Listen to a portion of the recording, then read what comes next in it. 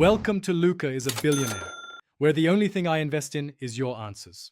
You start by signing in. Use the exact account that holds the subscription so you don't cancel the wrong server. Once logged in, check the dashboard for active servers and subscription entries. This is where billing ties to a service.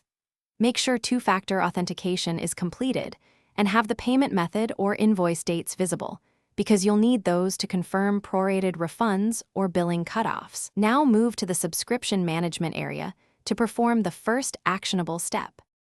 Once in the subscription area, find the specific server or plan you wish to cancel. This avoids accidentally affecting other services. Click Manage or Subscription Details to reveal cancellation options and any immediate effects, such as service shutdown or retention period. Carefully review prorated charges and the next billing date because this determines possible refunds.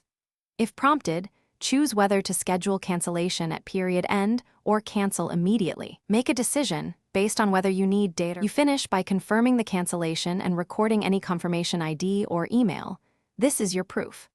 After confirming, verify the server status and your billing statement within 24 hours to ensure charges stop as expected.